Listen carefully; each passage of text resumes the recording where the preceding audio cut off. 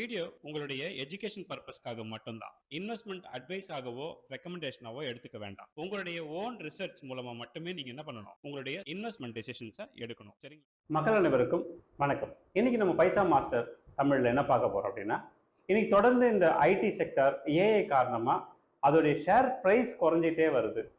அப்போ இது மாதிரியான சூழ்நிலையில நான் என்ன பண்ணணும்? ஏன்னா நாம என்ன பண்ணியிருப்போம், ஒரு கணிசமான நம்பர் ஆஃப் ஸ்டாக்ஸ் வந்து நம்மளோட போர்ட்ஃபோலியோல ஹோல்ட் பண்ணியிருப்போம். அப்படி இருக்கும்பொழுது திடீர்னு இது வந்து இப்படி குறையும் அப்படிங்கிறது மட்டும் இல்லாமல் ஒரு சிலர் என்ன சொல்கிறாங்கன்னா, இன்னொரு 5 வருஷத்துக்கு கூட இப்படி இருக்கலாம் அப்படின்லாம் சொல்கிறாங்க. அப்போ மனசை கட்டுப்படுத்திக்கிட்டு திடப்படுத்திக்கிட்டு அப்படியே இருக்கணுமா, அல்லது வந்து நம்ம இது எல்லாத்தையும் எக்ஸிட் கொடுத்துடணுமா அப்படிங்கிற ஒரு மனக்கலக்கத்தில் ப்ராபபிளாக நீங்கள்லாம் இருக்கிறதுக்கு வாய்ப்பு இருக்குது. உங்களில் ஒரு சிலர் கண்டிப்பாக தெளிவாகவே இருப்பீங்க, அவங்களுக்கு பிரச்சனை கிடையாது. இந்த தெளிவில்லாமல் குழப்பத்தில் இருக்கக்கூடிய உங்களை போன்றவர்களுக்கு சரிங்களா, இந்த வீடியோ ஒரு முக்கியமான பாயிண்ட்டாக இருக்கும். ஏன்னா இப்போ உங்கள் மனசில் என்ன ஓடிட்டு இருக்கோம் அப்படின்னா, இதுலேருந்து நம்ம எக்ஸிட் கொடுத்துடலாமா இல்லை அப்படியே வச்சுக்கலாமா அப்படிங்கிற மாதிரி ஒரு குழப்பம் இருக்கு இல்லையா. ஆனால் இதில் நான் என்ன சொல்லுவேன்னா, உங்களுக்கு 2 ஆப்ஷன் ஆக்சுவலாக ஓப்பனில் இருக்குது. உங்களுக்கு ரொம்ப பயமாக இருக்கா, எக்ஸிட் கொடுத்துருங்க. நான் ஓப்பனாகவே சொல்கிறேன், ரொம்ப பயமாக இருந்ததுன்னா எக்ஸிட் கொடுத்துருங்க, தப்பே கிடையாது. ஆனால் ரெக்டிஃபைன்னு இன்னொரு ஆப்ஷன் இருக்குது உங்களுக்கு. அதாவது நீங்கள் ஏதோ தப்பு பண்ணியிருக்கீங்க போர்ட்ஃபோலியோல, அதனால தான் இவ்வளோ பயம் வருது. மார்க்கெட்டில் எப்போவுமே ஏதாவது ஒரு செக்டார் வளரும், ஒரு செக்டார் கீழே போகும், இதெல்லாம் நடக்கிறது தானே காலத்துக்கு காலம். இன்றைக்கி என்ன புதுசாக நடந்துருச்சுன்னு நீங்கள் வருத்தப்படுறதுக்கு என்ன இருக்குது? அப்போது பயத்தை முதல்ல கிளியர் பண்ணணுமா அப்படின்னா, எஸ், நீங்கள் அந்த பயத்துலேருந்து கொஞ்சம் வெளியே வாங்க. அது வரத்துக்கு தான் இந்த வீடியோ உங்களுக்கு உதவியாக இருக்கும். அதுக்கப்புறம் நீங்கள் எக்ஸிட் கொடுக்கணுமா இல்லை ரெக்டிஃபிகேஷன் ஏதாவது பண்ணணுமா உங்கள் போர்ட்ஃபோலியோங்கிறது மட்டும் நீங்கள் பார்த்தாலே உங்களுக்கு ஒரு தெளிவு கிடைச்சிரும் அப்படிங்கிறது தான். ஏற்கனவே பார்த்தீங்கன்னா, நான் இந்த ஐடி டவுன் கிரேடிங்னு ஒரு மாதத்துக்கு முன்னாடி ஒரு வீடியோ போட்டிருந்தேன். அந்த வீடியோவில் என்ன சொல்லியிருந்தேன், இந்த ஐடி செக்டார்ஸ் எல்லாமே வந்து ஒரு மாதிரி டெக்னாலஜி சம்பந்தமான துறையில இருந்து கொஞ்சம் அப்படியே விலகி நான் டெக்னாலஜி சம்பந்தமான துறைகளில் ஜாப் ஒர்க் எடுக்க ஆரம்பிச்சிட்டாங்க. அதனால இது ரீரேட் ஆகும். ரீரேட்னா அந்த ஃபேண்டசினஸ் குறையும் அப்படிங்கிறத நான் சொல்லியிருந்தேன். மார்ச் வரைக்கும் வெயிட் பண்ணுங்க, மார்ச்சுக்குள்ளே எதனா ஒரு நல்ல முடிவு வரும்னு சொன்னேன். வந்துருச்சா? இப்போ கம்யூனிட்டியில் இருக்கவங்கள நிறைய பேருக்கு பார்த்தீங்கன்னா அசெட் அலோகேஷன் ரெடி பண்ணி கொடுத்துருப்பேன், போர்ட்ஃபோலியோ பில்டிங் பண்ணி கொடுத்துருப்பேன் இல்லையா. அதில் பார்த்தீங்கன்னா ஐடி செக்டாரே இருக்காது. ஏன் இருக்காது? ஏன்னா 2026 நீங்கள் வந்து நான் கொடுத்த சாம்பிளில் சொல்கிறேன், நான் கொடுத்த சாம்பிளில் ஐடி செக்டாரே நான் வந்து என்ன பண்ணியிருப்பேன், குறைச்சிருப்பேன். மேஜர் கம்பெனியை நான் ரிமூவ் பண்ணியிருப்பேன். ஏன்றது உங்களுக்கு புரிஞ்சிருக்கும். பட் கம்யூனிட்டியில் இல்லாதவங்களுக்கும் சொல்கிறேன். இது மாதிரியான ஒரு விஷயத்த நம்ம ரொம்ப நாளாக பேசிட்டு தான் இருந்தோம். இன்னைக்கு இது சம்பந்தமான ஒரு தெளிவான ஒரு முடிவை நீங்கள் எடுக்க வேண்டிய நேரம் வந்திருக்கு. கண்டிப்பாக இந்த வீடியோ உங்களுக்கு யூஸ்ஃபுல்லாக இருக்கும். ஓகே, இப்போ கொஸ்டின் என்னென்னா, ரெக்டிஃபிகேஷன் அப்படின்னா என்ன, நான் என்ன ரெக்டிஃபை பண்ணணும் அதை நீங்கள் சொல்லுங்கள், எனக்கு புரிஞ்சால் அதை நான் செய்கிறேன். அப்படி இல்லைன்னா என்ன பண்ணலாம், எக்ஸிட் கொடுத்துடலாம் இல்லையா. டெஃபினட்டாக நான் உங்களுக்கு ரெக்டிஃபிகேஷன் என்னன்னு சொல்கிறேன். அதுக்கு முன்னாடி சில விஷயத்தை நம்ம பார்ப்போம். இப்போது எதனால் இந்த ஐடி செக்டாரெல்லாம் வந்து ஒரு பதட்டமான சூழ்நிலைக்கு வந்திருக்கு அப்படின்னு பார்த்தீங்கன்னா, இந்த ஏஐயோடைய பிளகின் கான்செப்ட்ஸ் வந்திருக்கு. அது வரும்பொழுது என்ன ஆகும்னா, நிறைய கோடிங், நிறைய விஷயங்கள், அதாவது ஒரு மேன் பவர் அதிகமாக ஒரு 100 பேர் செய்ய வேண்டிய வேலையை ஒரு 20 பேர் இருந்தாலே போதும், நம்ம மேனேஜ் பண்ணிட முடியும் அப்படிங்கிற சூழ்நிலை தான். அப்போ அந்த பிளகின்ஸ் வச்சிருக்கக்கூடிய அந்த நிறுவனங்கள்லாம் என்ன பண்ணுவாங்கன்னா, வேக வேகமாக ஜாப் ஒர்க்கு, அந்த சாஃப்ட்வேர்ஸ் ரிலேட்டடான விஷயங்களை செய்து கொடுப்பாங்க. அதில் ஈடுபடுத்திக்காத சில நிறுவனங்கள் அவங்களுடைய நெட் ப்ராஃபிட், அதாவது லாபத்தை வந்து மிஸ் பண்ண வாய்ப்பு இருக்குங்கிற பதட்டத்தில் தான் இந்த வேலையை செய்கிறாங்க. ஓகேங்களா? இது ஒரு டிரான்சிஷன் பீரியட், நல்லா புரிஞ்சுக்குங்க. டிரான்சிஷன் பீரியட் நடந்துட்டு இருக்கும் பொழுது இது மாதிரியான பிரச்சனைகள் எல்லாம் வரும். இதையெல்லாம் நம்ம ஒரு ஆப்பர்ச்சுனிட்டியாக நினச்சி இன்னும் நம்பர் ஆஃப் ஸ்டாக்ஸை அதிகமாக வாங்கி நம்மளுடைய போர்ட்ஃபோலியோவில் ஹோல்டு பண்ண முயற்சி பண்ணணுமே தவிர இதுலேருந்து ஓடி போகக்கூடாது. இப்போ என்னென்ன விஷயங்கள்லாம் உங்களுக்கு கான்ஃபிடென்ஸை கொடுக்கும்? ஸோ லாங் டேர்ம் நம்ம நிற்கிறது பிரச்சனை இல்லை, என்ன விஷயம் எனக்கு கான்ஃபிடென்ஸை கொடுக்கும் அதை சொல்லுங்க. அப்போ தானே நம்ம இதில் லாங் டேர்ம் இருக்க முடியுமா முடியாதாங்கிறத முடிவு பண்ண முடியும். இப்போது உங்களுக்கெல்லாம் வந்து சாஃப்ட்வேர் கம்பெனி அப்படின்னா தமிழ்நாட்டில் இருக்க பல பேர் நான் சொல்கிறேன். சாஃப்ட்வேர் கம்பெனின்னா நமக்கு தெரிஞ்ச 4 கம்பெனி, ஒன்று டிசிஎஸ், ஒன்று HCL, இன்ஃபோசிஸ், விப்ரோ. இதுதான் இப்போ software company Nifty and stock மார்க்கெட்டில் இருக்குது அப்படின்னு நீங்கள் நினச்சிட்டு இருக்கீங்க. ஆக்சுவலாக கிடையாது, இன்னும் நிறைய நிறுவனங்கள் இருக்குது. பட் நீங்கள் ஃபோக்கஸ்டாக இந்த சில நிறுவனங்களில் தான் இருக்கீங்க. பட் தப்பும் கிடையாது, இதெல்லாம் வந்து மேஜர் கம்பெனிஸ். அந்த வகையில் பார்த்தா டாப் 10ல் டாப் 3ல் இதெல்லாம் வந்துடும் ஆட்டோமேட்டிக்காக இல்லையா.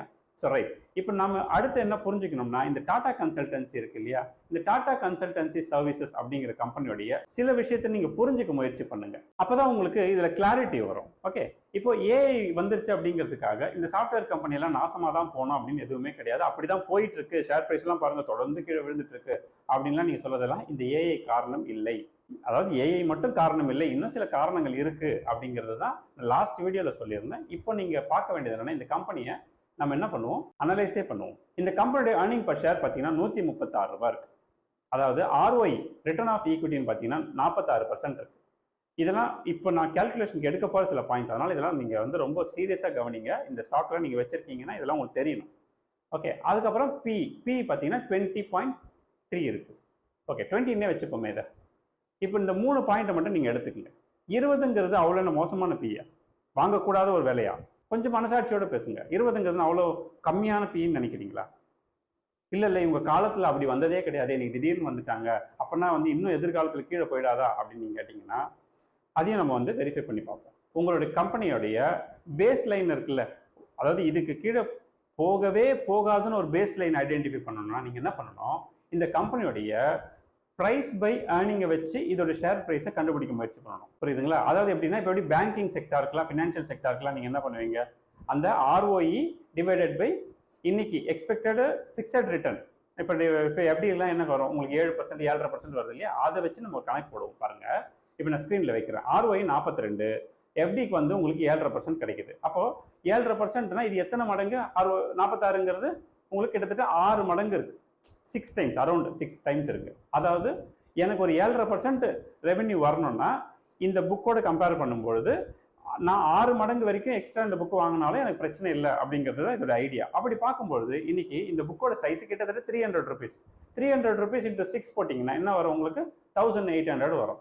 1800ங்கிறது கிட்டத்தட்ட பேஸ் லெவல். நல்லா பாருங்க, இது வந்து பெரிய சாஃப்ட்வேர் கம்பெனியாக இருக்கணும்னு அவசியம் கிடையாது, இது ஒரு மேன் பவர் கம்பெனியாக இருக்கணும்னு அவசியம் கிடையாது, இது ஒரு ஆட்டோமொபைல் கம்பெனியாக இருக்கணும்னு அவசியம் கிடையாது. எந்த பிரச்சனையுமே இல்லாத ஒரு சாதாரண ஒரு பேங்கிங் இண்டஸ்ட்ரியாக கூட இருக்கட்டும், ஒரு சாதாரண பணத்தை கொடுத்து வாங்குற பேங்கிங் இண்டஸ்ட்ரியாக கூட இருக்கட்டும், அப்போ அதோட பேஸ் லைன் என்ன இருக்கு? 1800. இது எப்படி உங்களுக்கு 999 வரும்? 1000 ருபீஸ்க்கு இது எப்படி வரும்னு நினைக்கிறீங்க? இதோட பேஸ் லைன் நம்ம கண்டுபிடிச்சாச்சு. ஆனால் அப்போ இந்த பேஸ் லைன் வருமா அப்படின்னு நீங்கள் என்ன கேட்டிங்கன்னா, வருவதற்கு வாய்ப்புகள் பெரும்பாலும் கிடையாது.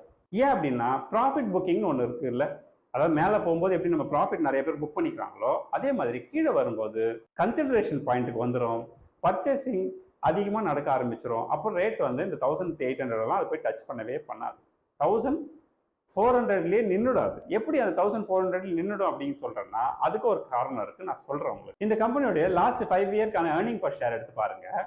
அதில் இப்போ உங்களுக்கு 132 ரூபாய் இருந்தாலும் 2025 பார்த்தீங்கன்னா 134 ரூபா அந்த ரேஞ்ச் இருந்தது. ஓகே, இப்போ நம்ம என்ன பண்ணுவோம், அதாவது 2018க்குண்டான ஏர்னிங் பர் ஷேர் எடுத்து பார்க்குறோம். அதில் பார்த்தீங்கன்னா ஏர்னிங் பர் ஷேர் 66 ரூபாய் 46 பைசா இருக்குது.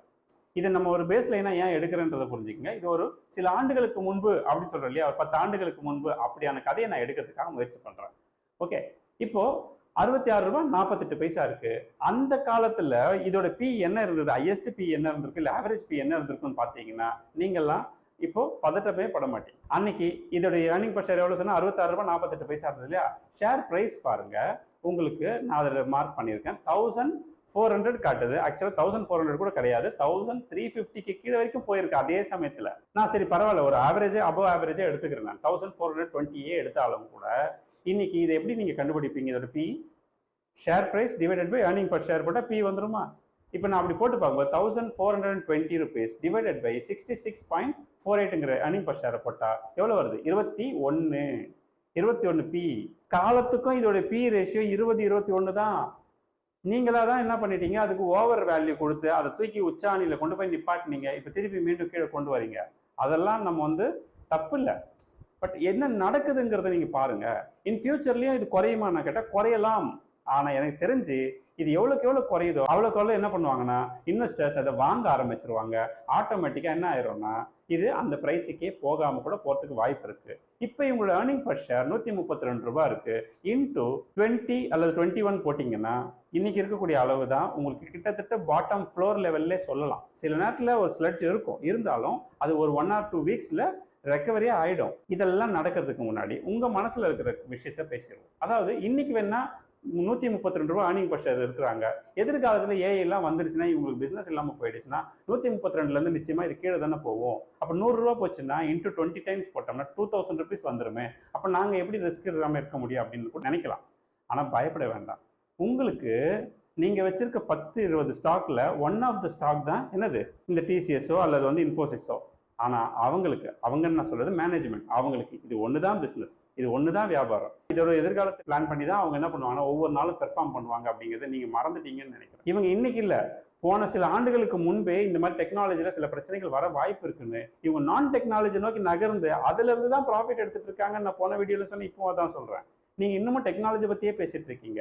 டெக்னாலஜிங்கிறது என்றைக்குமே காலத்துக்குமே உங்களுக்கு மேலே மேலே போக அது வேலை வாய்ப்புகளையும் வருமானத்தையும் உயர்த்துமே தவிர யாருடைய லைஃப்பையும் ஸ்பாயில் பண்ணாது. அப்போ இவங்கெல்லாம் என்னன்னா இப்போ டிசிஎஸ் மாதிரி இன்ஃபோசிஸ் மாதிரியான நிறுவனங்கள்லாம் என்ன பண்ணுவாங்கன்னு நினைக்கிறீங்க? நான் லாஸ்ட் வீடியோவில் சொன்னேன், அதே தான் சொல்கிறேன். ஏஐ புதுசாகவும் ஒரு வேலை கண்டுபிடிக்கலாம், இல்லை அதில் தன்னை ஈடுபடுத்திக்கலாம், ஆர்என்டி பண்ணலாம், நிறைய எக்ஸ்பென்ஸ் ஆகும் அப்படின்னு பார்த்தாங்கன்னா வேற ஏஐல ஓரளவுக்கு சக்ஸஸ் ரேட் இருக்கக்கூடியவங்களோட 2 வேலை செய்யலாம். ஒன்று ஜாயின் வெஞ்சர் எடுக்கலாம், அல்லது என்ன பண்ணலாம், அந்த கம்பெனியை மொத்தமாக அக்வயர் பண்ணலாம். ஏதோ ஒன்று செய்ய தான் போகிறாங்க, அதுதான் அவங்க வேலை. ஏன்னா டிசிஎஸ் கிட்ட கேஷ் ஃப்ளோ நிறையா இருக்குது, அவங்களால இன்னைக்கு நினைச்சா கூட எதை வேணும்னாலும் செய்ய முடியும். அப்போ வேலையை விட்டு நிறைய பேர் எடுத்துட்டு இருக்காங்களே அப்படின்னு கேட்டால், பீயிங் அஸ் எம்ப்ளாயி மேபி உங்களுக்கு அது ஆபத்தாக ஆகலாம். ஆனால் பீயிங் அஸ் இன்வெஸ்டர் அது உங்களுக்கு ஆபத்து இல்லை, உங்களுடைய ப்ராஃபிட்டை புக் பண்ணக்கூடிய வேலையை தான் அவங்க செய்கிறாங்க. இப்போ இங்கேருந்து வேலையை விட்டு எடுத்துட்டாங்கிறதுக்காக அவங்களாம் யாரும் வேலை இல்லாமல் இருக்க போதில்லை. இப்போ ஏஐல எங்கே ஆப்பர்ச்சுனிட்டி இருக்கோ, எந்த நிறுவனத்துக்கு அதிகமான கான்ட்ராக்ட்ஸ் கிடைக்குதோ அந்த கான்ட்ராக்ட்ஸ் கிடைக்கக்கூடிய நிறுவனங்கள் நமக்கு வேலை கிடைச்சிடும். அவ்வளோதான், பெரிய விஷயமே கிடையாது. இதை பெரிய பூத கண்ணாடியை வச்சு நீங்கள் பார்த்துட்டு இருந்தீங்கன்னா இது நிச்சயமாக உங்களுக்கு ஹர்ட்டிங்காக இருக்கும். அப்போ இப்போ ஏன் உங்களுக்கு கலக்கம் இருக்குது அப்படின்னு கேட்டிங்கன்னா, நீங்களாம் மனசாட்சி தொட்டு சொல்லுங்கள், உங்கள் போர்ட்ஃபோலியோவில் டிசிப்ளினுங்கிற விஷயத்தை நீங்கள் ஃபாலோ பண்ணுறீங்களா? டிசிப்ளினை ஃபாலோ பண்ணுற யாருக்குமே எனக்கு தெரிஞ்சு இந்த பிரச்சனையே வராது. நான் லாஸ்ட் டைம் ஐடிசி ஸ்டாக் கீழே விழும்போதே சொன்னேன், உங்கள் ஐடிசிங்கிற அந்த ஸ்டாக்கு 5%க்கு மேலே நீங்கள் அதில் இன்வெஸ்ட் பண்ணக்கூடாது. டோட்டல் போர்ட்ஃபோலியோவில் சொல்கிறேன். இப்போ நீங்கள் ஒரு 1 lakh இன்வெஸ்ட் பண்ணியிருக்கீங்கன்னா அதில் 5%ங்கிறது ஐடிசியாக இருக்கணும். ஐடிசின்னு சொல்லலை, எந்த கம்பெனியாக இருந்தாலும் மோர் தென் 5% போகாதீங்க. ஏன்னா இப்போ லாஸ் வந்தால் 40% ஏதோ டிக்ளைன் ஆச்சுன்னா நமக்கு ₹2 தான் லாஸு, 100க்கு ₹2 தான் லாஸு. மற்ற கம்பெனி அதை ரெக்கவர் பண்ணி கொடுத்துருன்னு சொன்னேன்.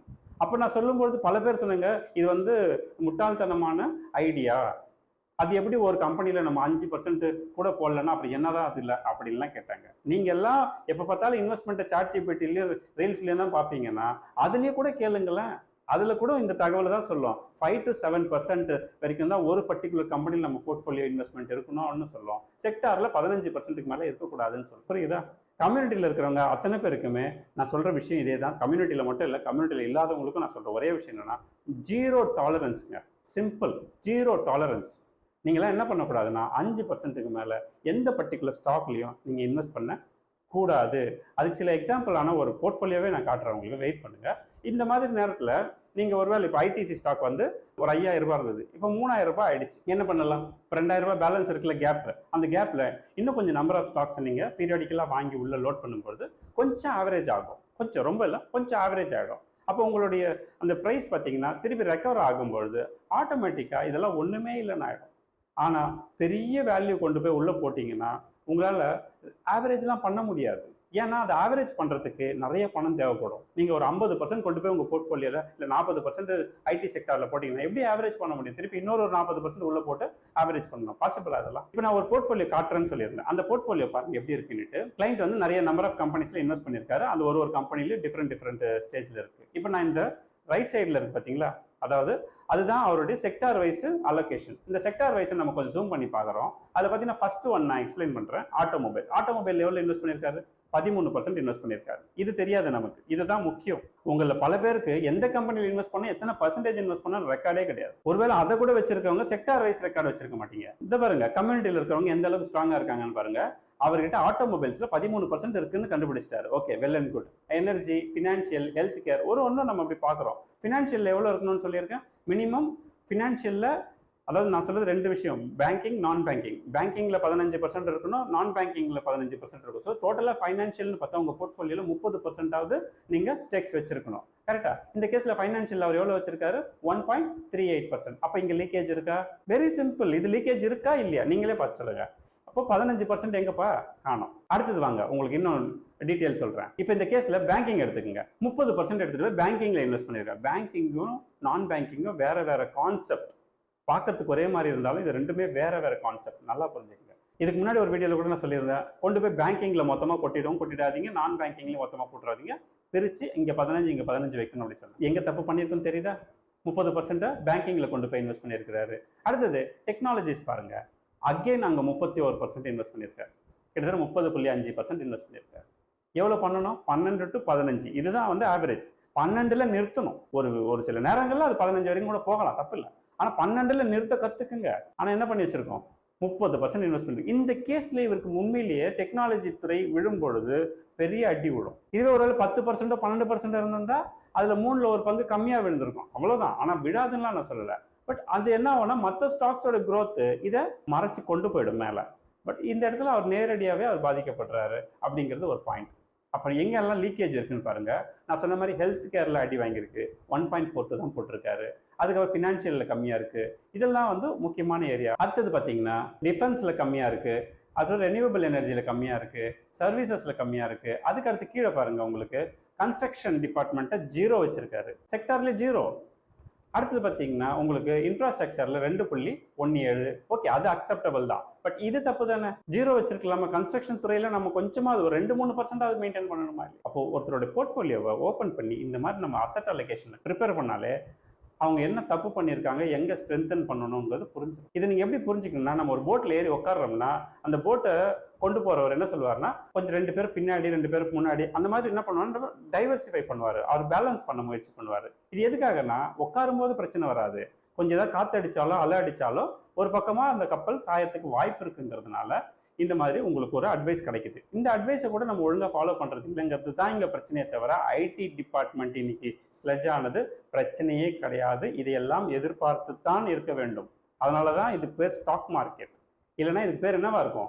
ஃபிக்ஸட் டெபாசிட்டாக இருக்கும். லென்த்தாக நான் பேசுறது எதுக்காகனா, உங்களை மீண்டும் மீண்டும் நான் சொல்லி இவ்வளோ சொல்லும் பொழுதும் நான் செய்வதை தான் செய்வேன்னு செஞ்சீங்கன்னா யார் தான் உங்களை காப்பாற்ற முடியும்? இங்கே யாரும் ஜோசியம் பார்க்க முடியாது. இந்த ஸ்டாக் இப்போ இப்படி வரும், இந்த ஸ்டாக் இப்போ இப்படி போகும். No, not possible. பட் உங்கள் டிசிப்ளின் உங்கள் கையில் தானே இருக்குது, ப்ரோட்டோகால் உங்கள் கையில் தானே இருக்குது. அதை ஃபாலோ பண்ணுங்கன்னு தானே சொல்கிறேன். ஒன்று வச்சா குடுமி, அடித்தா மொட்டை, ட்ரேடிங் பக்கம் போயிட வேண்டியது. நீங்கள் என்ன பண்ணிடுறீங்கன்னா, இக்னோர் பண்ணால் சில செக்டாரையே இக்னோர் பண்ணிட வேண்டியது. இல்லை அக்செப்ட் பண்ணுறதா இருந்தால் மொத்தமாக ஒரு செக்டாரில் ஒரு 20%, 30%, 40% கொண்டு போய் மொத்தமாக டம்ப் பண்ணி வச்சிட வேண்டியது. இதுவுமே தப்பு தான் நான் சொல்ல வரேன் இல்லையா? ஸோ இப்போ ஓரளவுக்கு உங்களுக்கு ஒரு கிளாரிட்டி வந்திருக்கும். எந்த நிறுவனமோ தன்னுடைய நிறுவனத்தை இந்த மாதிரி மோசமான நிலைக்கு கொண்டு போகணும்னு நினைக்க மாட்டாங்க. அடுத்தடுத்து அவங்க வந்து அதுக்கு தேவையான நெசசரி ஆக்ஷன் எடுப்பாங்க. பயப்படாதீங்க. ஐயோ இந்த மாதிரி ஐடி செக்டர்லாம் அடுத்த 5 வருஷம் தொடர்ந்து மார்க்கெட் விட போதாமே, ஐயோ நான் என்ன பண்ணுறது அப்படின்னு நினைத்து தயவு செஞ்சு நினைக்காதீங்க. அந்தந்த செக்டாருக்கு நம்ம ஓவர் வேல்யூ கொடுத்துருந்தா மட்டும் அது ரெக்கவர் ஆகும். அதனால தான் அக்டோபர் மாதமே நான் என்ன சொல்லிட்டேன், இந்த டிசிஎஸும் இன்ஃபோசிஸும் விப்ரோவும் உங்களோட போர்ட்ஃபோலியோவில் இல்லாமல் பார்த்துக்குங்க அப்படின்னு சொல்லியிருந்தேன். சொன்னா இல்லையா கம்யூனிட்டியில் இருக்கிறவங்களுக்கு? லாஸ்ட் லெட்டர் எடுத்து பாருங்கள். ஓகே, ஓவர் ப்ரைஸ்டு ரீரேட்டிங் ஆகுது. இது என்கிட்ட பேசின அத்தனை பேர்கிட்ட நான் பேசியிருக்கேன், வீடியோவும் எடுத்து போட்டுட்டேன். இதை விட உங்களுக்கு தெளிவாக யாரும் விளக்கெல்லாம் கொடுக்க முடியாது. இப்போ இதெல்லாம் நீங்கள் பண்ணியிருக்கிறதெல்லாம் என்ன தெரியுமா? அதிகமான இன்வெஸ்ட்மெண்ட் 5%க்கு மேலே யாரெல்லாம் ஒரு பர்டிகுலர் கம்பெனிலையும் 15%க்கு மேலே இந்த ஐடி செக்டரில் யாரெல்லாம் இன்வெஸ்ட் பண்ணியிருக்கீங்களோ நீங்களாம் உங்கள் தலையில் நீங்களே மண்ணள்ளி போட்டுக்கிற வேலையை செஞ்சுக்கிட்டு இருக்கீங்கிறது மட்டும் புரிஞ்சுக்கணும். ஓகே, இப்போ புரிஞ்சுதா? எக்ஸிட் கொடுக்கலாமா, ரெக்டிஃபை பண்ணணுமான்னு? என்றைக்குமே மார்க்கெட்டில் பயம் இருந்தால் தயவு செஞ்சு இப்போவும் சொல்கிறேன், எக்ஸிட் ஆகி போயிட்டே இருங்க. நீங்கள்லாம் இல்லைனாலும் மார்க்கெட் வரும். ரெக்டிஃபிகேஷன் மட்டும்தான் நீங்கள் செய்ய வேண்டிய அடுத்த வேலை. அதனால் நீங்கள் கண்டிப்பாக பெட்டராக ரெக்டிஃபை பண்ணுவீங்கிற நம்பிக்கையோட இந்த வீடியோவை நான் முடிக்கிறேன். இந்த வீடியோ பிடிச்சிருந்தா கண்டிப்பாக லைக் பண்ணுங்கள். கம்யூனிட்டியில் சேராதவங்க, சேரணும்னு விரும்புகிறவங்க டிஸ்கிரிப்ஷன் லிங்க் இருக்குது, ஜஸ்ட் என்னோடய வாட்ஸ்அப் லிங்க்கு, அதை நீங்கள் கிளிக் பண்ணி கூட நீங்கள் உங்கள் டீட்டெயில்ஸ் கொடுத்து ஜாயின் பண்ணிக்கலாம். ஓகேங்களா? ஸோ எப்போவுமே நான் சொல்கிறது தான், ஃப்ரெண்ட்ஸ் அண்ட் ஃபேமிலிக்கு காசு பணம் கொடுத்து உதவி செய்கிறத விட என்ன பண்ணலாம்? எஸ், இந்த மாதிரி நல்ல இன்வெஸ்ட்மெண்ட்ஸ் ஐடியாஸ் கொடுங்க, அவங்க லைஃப்பில் மேலே வருவாங்க. அடுத்த ஒரு இன்ட்ரெஸ்டிங்கான வீடியோவில் சந்திப்போம். நன்றி, வணக்கம்.